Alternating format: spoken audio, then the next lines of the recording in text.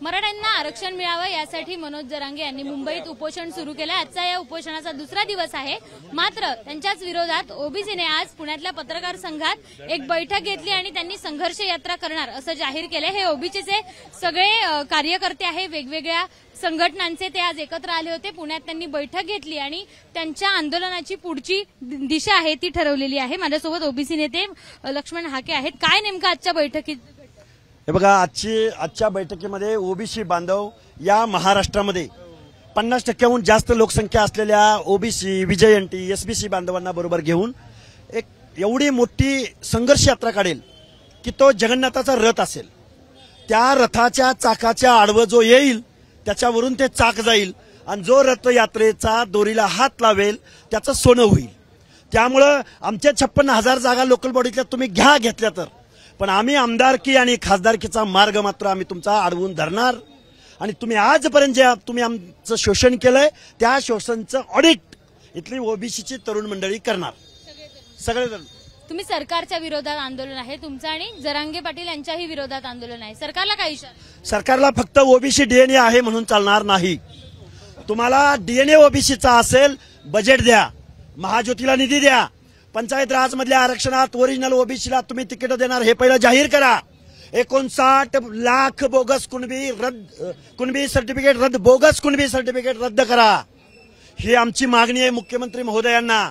अशी सर्टिफिकेट वाटायचा कुठल्याही गव्हर्नमेंटला अधिकार नाही, ह्या आमच्या मागणी आहेत। तुमच्या सगळ्यांचं असं म्हणणं आहे की सरकारचे काही आमदार आणि खासदार त्यांना रसद पुरवतायत। कालचं आंदोलन बघितलं आणि आजचा आंदोलनाचा दुसरा दिवस आहे आणि ते तसंच आंदोलन नाही। नक्कीच सरकारचे आंदोलन रसद पुरवणं वेगळं असतं, त्यांचा जाहीर पाठिंबा पण वेगळा असतो। सक्रिय सहभाग आहे, सक्रिय सहभाग निघल्यापासून तिथं पोचेस तोपर्यंत आणि गेल्यानंतर पहिल्यांदा एखाद्या आपण वरिष्ठाला जसं पाया पडतो तसं या अडाणी मनोज जरांगेच्या पाया पडतात ते। आणि फक्त सरकारमधलेच नाहीयेत, हे विरोधी पक्षातले पण आहेत, सरकारच्या मधले पण जे घटक आहेत ते पण आहेत। त्यामुळं सर्व पक्षीय जे आपण प्रस्थापित समाजातले आमदार खासदार त्या जरांगेच्या बेकायदेशीर मागण्यांना पाठिंबा द्यायला तिथे आहेत।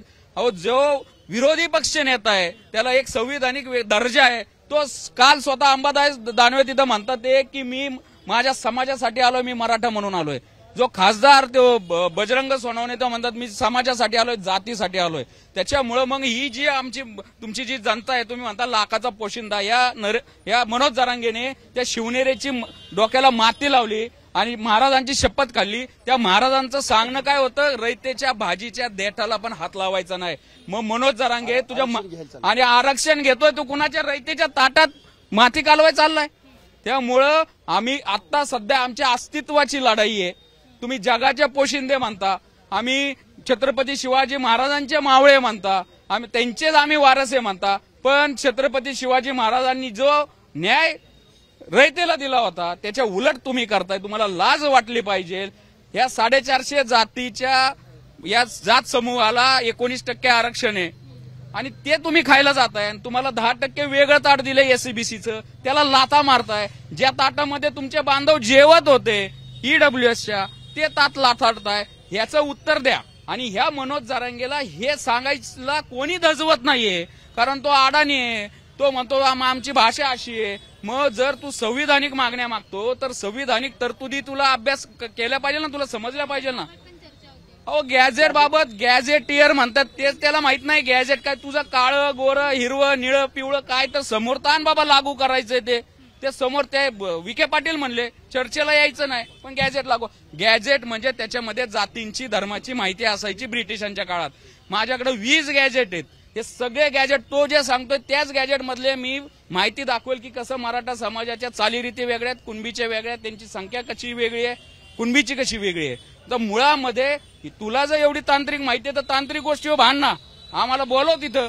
तुझी जी शिंदे समिती आहे किंवा जी मंत्रिमंडळ उपसमिती आहे, तुम्हाला गॅझेटवर चर्चा करायची, आमच्या सारख्यांना बोलवा, गॅझेट घेऊन येतो आम्ही। त्यामुळं कुठंतरी हेकेखोरपणा करायचा, कळतंय पण वळत नाही असं करायचं, हे सगळं चालू आहे। आजच्या या बैठकीत एकूण किती संघटनांचा सहभाग होता आणि काल जर आपण बघितलं खरं तर 450 जातीचे समूह आमचा आहे, त्याच्यामधील 450 जातींचा आम्हाला सहभाग आहे।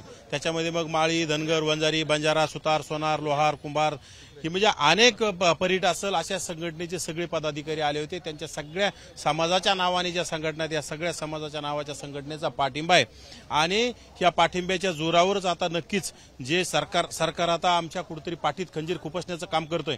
बिंडोक असणाऱ्या 5वी नापास माणसाच्या नादी लागून त्याच्या दबावाला बळी पडून राज्यातील प्रस्थापित सर्व आमदार, सर्व पक्षीय आमदार त्याला पाठिंबा देण्याचं काम करतात आणि ओबीसीचं अस्तित्व संपवण्याचा जो घाट घालणं सुरू आहे आणि जे ओबीसीतून आरक्षणच देता येत नाही, की आरक्षण संपवण्याचा प्रयत्न सुरू आहे. हे आरक्षण वाचवण्यासाठी आम्ही सुद्धा संघर्ष यात्रा काढण्याच्या तयारीत आहोत. लवकरच आमचे नेते नामदार छगनरावजी भुजबळ साहेब असतील, आदरणीय बाळासाहेब आंबेडकर असतील, आमदार वडेट्टीवार साहेब असतील, पंकजाताई असतील, धनंजय मुंडे असतील, त्यानंतर हे कोणतेच नेते तुमच्या आरक्षणाबाबत आता बोलताना दिसत नाही. गेले 4 ते 5 दिवस झाले आंदोलनाचा इशारा झाला, जरांगे पाटील पार मुंबईत जाऊन पोहोचले, मात्र कोणी बोलताना दिसत नाही. ते नक्कीच बोलतील, त्यांचीच भाषा आम्ही बोलतो. त्यांना माहिती आहे आपले पोरं बोलतात, आम्ही बोलायची गरज नाही आणि आम्ही त्यांना आता उद्या परवा आम्ही त्यांची भेट घेणार. त्यांचे आशीर्वाद घेऊन नक्कीच लवकरच तारीख ठरवून आमची संघर्ष यात्रा निघेल. 12 स्वरूपाची असणार आहे. 12 ते 15% असणाऱ्या मराठा समाजाला जर राज्य सरकार घाबरत असेल तर त्यांच्या 12-15% लोकांच्या झुंडीला जर राज्य सरकार घाबरत असेल तर 55% लोकांची संघर्ष यात्रा कशी असेल ती या राज्य सरकारला पाहायला मिळेल. आणि ओबीसींना जर तुम्ही धोका देत असेल तर नक्कीच ही संघर्ष यात्रा लवकरच निघेल आणि ही संघर्ष यात्रा राज्य सरकारला झेपणार नाही. आपल्यासोबत महिला पण आहे ज्या या सगळ्या बैठकीत समाविष्ट झाल्या होत्या. काय नेमकं बैठकीत ठरलं? मुळात जो अडाणी बेवडा जरांगे जो आहे तो जो म्हणतो नेहमी सतत एक वाक्य त्याच्या तोंडात असतं की गरीब मराठ्यांना आरक्षण, गरीब मराठ्यांना आरक्षण. मुळात आरक्षणाची व्याख्या त्याला माहिती नाही. आरक्षण हा गरिबी हटाव प्रोग्राम नाही. गरीब मराठे असतील, आम्हाला गरीब मराठ्यांची देखील आम्हाला भान आहे. आम्ही फुले शाहू आंबेडकरांना मानणारा माझा ओबीसी आहे, त्यामुळे त्यांच्याही गरीब मराठ्यांना न्याय मिळावा त्यासाठीच गव्हर्नमेंटने EWX इकॉनॉमिकली वीकर सेक्शन त्यांच्यासाठी स्पेशली 10% आरक्षण दिलेले आहे त्याच्याकडे. आणि त्याही EWS मध्ये 8.5% हे मराठा स्वतः त्याच्यामध्ये आरक्षणाचा लाभ घेतलेला आहे.